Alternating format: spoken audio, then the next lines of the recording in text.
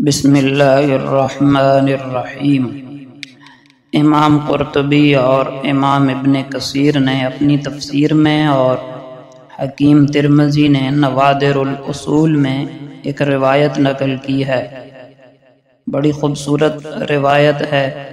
اس میں آقا علیہ السلام نے اپنا خواب بیان کیا، اور آپ جانتے ہیں کہ نبیوں کا خواب بھی وہی ہوتا ہے۔ آپ علیہ السلام نے مختلف لوگوں کو عذاب میں مبتلا دیکھا، اور پھر ان اعمال کو بھی دیکھا جن اعمال نے آ کر لوگوں کو اس عذاب سے چھڑایا۔ تو بہت خوبصورت روایت ہے، توجہ دھیان سے سنیں، عمل کی نیت سے سنیں اور آگے بھی لوگوں تک، دوستوں تک پہنچائیں۔ لمبی روایت ہے لیکن ہم صرف 10 اعمال کا تذکرہ کریں گے۔ نمبر 1، آپ صلی اللہ علیہ وسلم نے فرمایا کہ میرے ایک امتی کو عذاب قبر نے گھیر رکھا تھا، آخر اس کا وضو آیا اور وضو نے آ کر عذاب سے چھڑا لیا۔ اور ایک امتی کو میں نے دیکھا کہ عذاب کے فرشتوں نے گھیرا ہوا ہے، اس کی نماز نے آ کر اسے بچا لیا۔ تو محترم دوستو، ظاہری بات ہے وضو کا اہتمام وہی کرے گا جو نماز کا پابند ہوگا، لہٰذا ہم نماز میں تو کسی قسم کی کوتاہی اور سستی نہ کریں اور کوشش کریں زیادہ وقت باوضو رہیں۔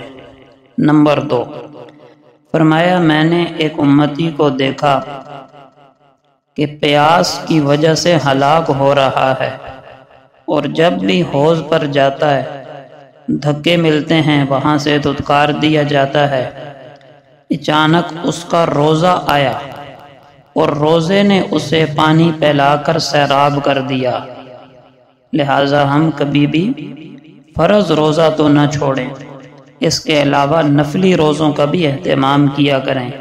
ہر مہینے کے جو 3 دن روزے ہیں جنہیں ایام بیض کے روزے کہا جاتا ہے، یعنی اسلامی تاریخ کی 13، 14 اور 15 تاریخ کا روزہ جو رکھ لے گا، حدیث میں ہے پورا مہینہ روزہ رکھنے کا اجر ملے گا۔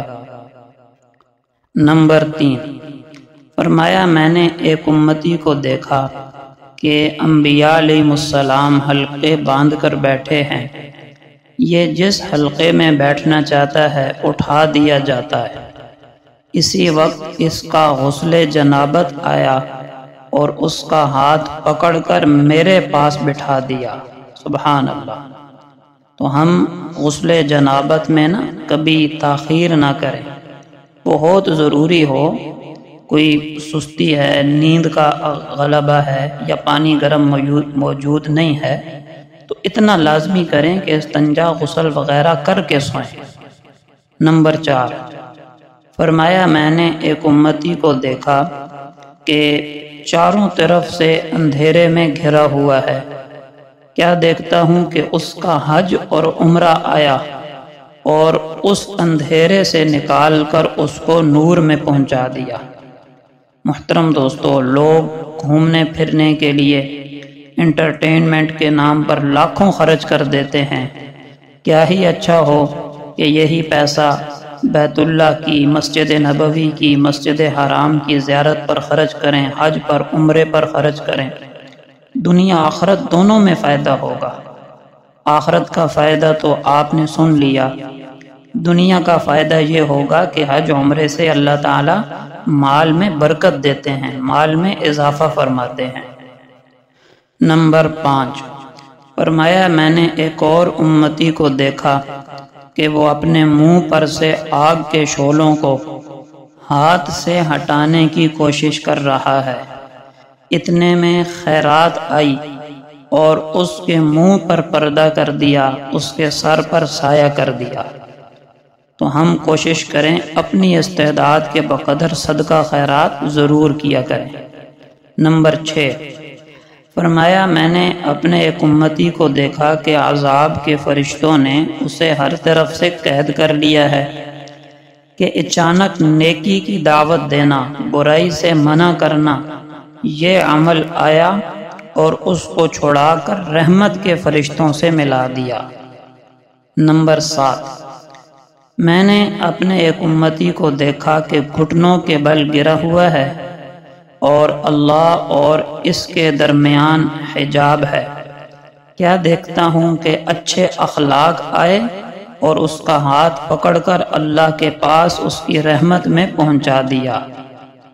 نمبر 8، ایک امتی کو دیکھا کہ اسے اوندھا کر دیا گیا ہے تاکہ جہنم میں ڈال دیا جائے، لیکن اسی وقت خوف خدا سے رونا آیا اور ان آنسوؤں نے اسے بچا لیا۔ نمبر 9، اپنے ایک امتی کو میں نے دیکھا کہ پل صراط پر لڑکنیاں کھا رہا ہے کہ اچانک اس کا مجھ پر درود پڑھنا آیا اور اس کا ہاتھ تھام کر اس کو سیدھا کر دیا اور پل صراط سے پار لگا دیا۔ نمبر 10، ایک امتی کو دیکھا کہ جنت کے دروازے پر پہنچا لیکن دروازہ بند ہو گیا۔ اسی وقت لا الہ الا اللہ کی شہادت آئی اور اس نے جنت کے دروازے کھلوائے اور اسے جنت میں پہنچا دیا۔ یہ 10 عمل ہیں، ان کو بار بار سنیں، یاد کریں۔ اللہ پاک مجھے آپ کو عمل کی توفیق عطا فرمائے، آمین۔